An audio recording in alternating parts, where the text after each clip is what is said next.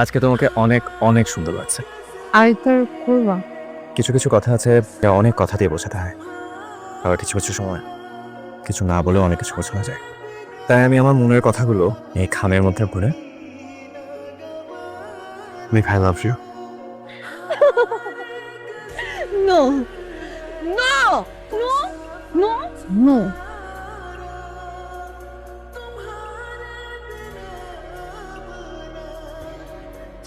Congratulation, আপনারা হইতেছেন আমাদের 50তম কাস্টমার। 50% ডিসকাউন্ট। মোবাইল দিয়ে ভিডিও করো, ছবি নাও, সুন্দর করে নিতে থাকো।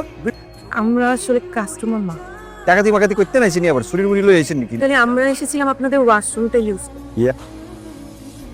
আপনারা এমন একটা কাম করছে, আপনাদের হাতে 50 মিনিট সময় হবে? আপনারা প্লিজ আমাদের 50th কাস্টমারটা হয়ে যান আর কি। একটা ভালো আইডিয়া বাইর করছি।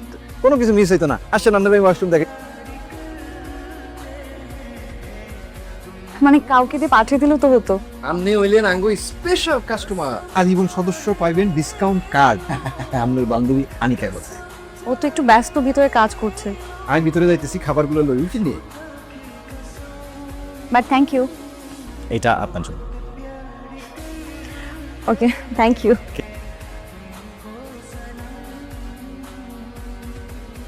তার মন খারাপ থাকলে আপনাকে আরো বেশি সুন্দর লাগে। আপনি এতদিন পরে আসলেন যে? অসুস্থ ছিলাম। দেখি আমি দেখি। আপনি ডক্টর নাকি? সব অসুখের ব্যাপারেই জানা আছে। আপনার সবকিছুই ঠিক আছে, কিন্তু ব্লাডে একটু হিমোগ্লোবিনটা কম। দেখ, আপনার কোনো অসুখ হলে আপনি আমাকে ফোন দিবেন, আমি ওষুধ দিয়ে দিব। এই যে মিস আনিকা, কি অবস্থা আপনার? তুমি ছাড়া কি রেস্টুরেন্টে আসবে না নাকি? উনি তো প্রতিদিন আমাদের অফিসে যেয়ে খাবার দিয়ে আসে। এর থেকে মেরে নিউজ কিলে আসেন। Thank you. হাতটা নামান। এইভাবেই তোলেন। কি রে, ট্রেনে ফুরসত নেই? না, সেরকম কিছু না।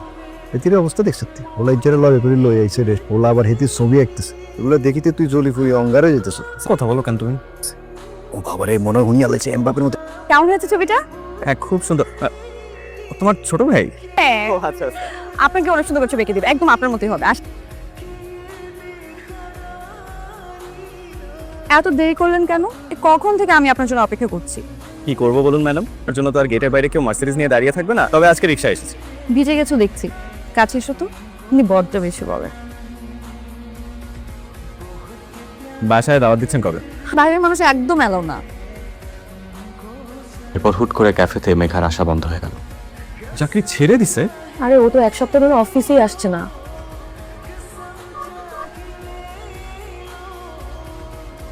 আমি ইনফরমেশন শেয়ার করতে পারবো না। ব্যাপারটা খুব জরুরি ভাই, খুবই পার্সোনাল হয় বিষয়টা। একটু প্লিজ চেক করে দেখি আপনার। ভাইয়া, ঠিকানা পাইছি ভাই। এটা ওর অফিসের অ্যাড্রেস। চাকরি ভাই দেখলাম, কারণ আমার একটু মেঘার অ্যাড্রেসটা দেন। আর কিন্তু ওর অ্যাড্রেস তো আমার জানা নেই। কি বলেন, মেঘা আপনার কাজিন না?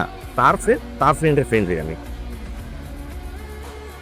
মায়া কুঞ্জ নামে কোনো বাড়ি আছে এই এলাকায়? কুঞ্জর নামে তো 1000 বাড়ি আছে। 1000 বাড়ি আছে। মেঘা ম্যাডাম আছে? ওটা মেগা ম্যাডাম। রে মেঘ বৃষ্টি ছাড়া যা আছে দেখুন হালাই দিনের। মেঘা ম্যাডাম কি হন? মানে কি ফিডার খান নিয়ে আসে? ফ্রেন্ড হই, ফ্রেন্ড। ঠিক আছে, আপনি পারেন। আঙ্কেল, তুমি কি আমাকে চিনো? তোমার নাম মেঘা? হ্যাঁ, আমার নাম মেঘা। আমি তোমার মতোই একটা মিষ্টি প্রিন্সেসকে খুঁজছি। আমি জানতাম আপনি আসবেন। তাহলে এরকম কোলছাদের মতো ঘোরালে কেন? কোনো কিছু সহজে পাওয়ার মধ্যে কোনো আকর্ষণ থাকে না। আমি তৃষ্ণার্ত পথিকও নই, আর তুমি মরুভূমি মরিচিকাও না। এত বিভ্রান্ত করলে কেন? আমি মায়া। একটা প্রশ্ন করি। সব প্রশ্ন উত্তর কি জানা জরুরি? আমি জানি তোমার প্রশ্ন কি, আর তুমিও জানো আমার উত্তর কি। নো।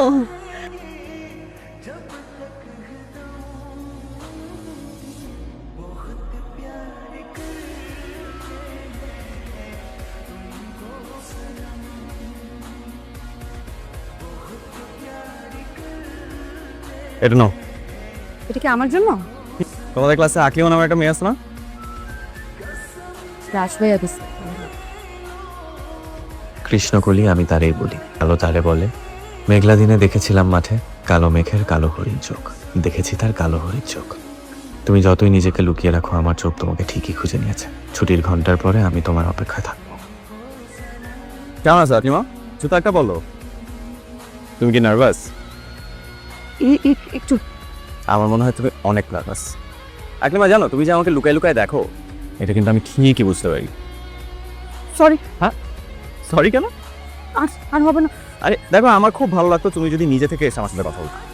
কেন জানি তোমাকে আমার খুব ভালো লাগছে, কিন্তু আমি এটা জানি না তোমাকে আমার কেন ভালো লাগছে। তোমার জুতা দেখো, আমি করছি।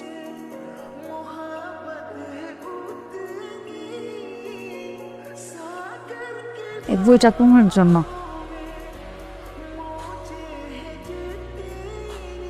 এখন নাও।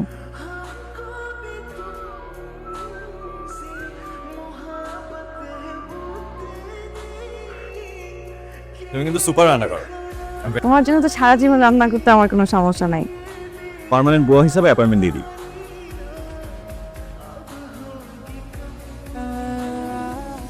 আমি তোমার চোখে দেখে বেশিক্ষণ তাকা থাকতে পারি না। তোমার চোখে কি আছে আমি জানি। তোমার চোখে আমি ছাড়া কিচ্ছু নেই।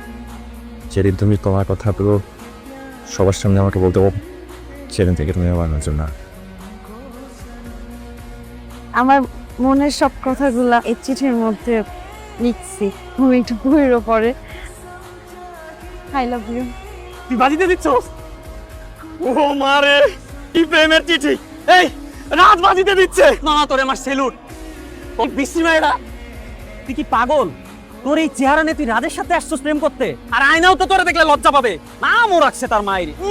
তোর নাম যেমন খ্যাত, তুই নিজেও একটা খ্যাত। হট, একদম কাঁদবি না, একদম কাঁদবি না। যে আমাদের এক হারিয়ে যাওয়া বন্ধু ফিরে এসেছে, আমাদের বন্ধু আকলিমা। প্রথমে সবাইকে আমি সরি বলে নিচ্ছি। এই যে ছিলাম না, এর পিছনে কিন্তু তোমাদের কারোর কোনো দোষ নেই। আমি জানি তোমরা আমাকে কেমন জানো, কার জন্য আমি হারিয়ে গিয়েছিলাম সেটাও হয়তো তোমরা জানো। নিজেকে অনেক পরিবর্তন করেছি, আমার নামটা পর্যন্ত আমি চেঞ্জ করে ফেলেছি। এখন আমি মেঘা। এখন আর কেউ না আমাকে ডেকে বলে না যে এই তুই বিচ্ছি, তুই কুচ্ছি, তুই। এখন সবাই আমাকে বলে দেখ দেখ মেয়েটা খুব সুন্দর। কিন্তু একটা কথা কি তোমরা জানো, সৃষ্টিকর্তা না প্রত্যেকটা মানুষকে সুন্দর বানায়। এই যে আমাদের যে বাহ্যিক সৌন্দর্যতা, সে সবসময় ভালো প্রায়োরিটি পায়। যে মানুষটা সুন্দর না, তার মধ্যেও যে একটা ট্যালেন্ট থাকতে পারে, আমরা কিন্তু সে ব্যাপারে একবারও ভাবি না। তুমি ওকে কালকে যে পরিমাণে অপমান করছো, ক্লাস যা করছি তা আমি করি নাই। না, আমাকে শুধু শুধু ভুল বুঝতেছো। আমার কথাটা তো শোনো, ওরা একটু জানাও আমার। আমি ওরা খুঁজতেছি, আমি সরি বলার সুযোগটা তো দিবা। এত চিন্তা করে লাভ। শোন, বাজি রাখছিস তোরা। আমি 2 সপ্তাহ পরে ওরা দেখে বলছি ওভাবে কষ্ট দিতে পারবো না। তাই বলে তুই একটা বস্তির মায়ের জন্য আমার গা। করি না, কোনোভাবেই না। ম্যাম, আমি তো ওকে ডিস্টার্ব করবো না, আমি তো সরি বলার। ভাই, এটা আকলিমাদের বাসা না ভাই? কোনো নাম্বার টাম্বারও দেওয়া যায় নাকি? কিচ্ছু যায় না। শুরুটা কোথা থেকে করবো বুঝতে পারছি না। হয়তো তোমাকে নিয়ে আমার ভেতর এত বছর জমে থাকা অনুশোচনাবোধ আর ভালোবাসা একসাথে গুলিয়ে গেছে। যে অন্যায়ভাবে তোমাকে আঘাত করেছিলাম, তার জন্য আজও নিজেকে ক্ষমা করতে পারিনি।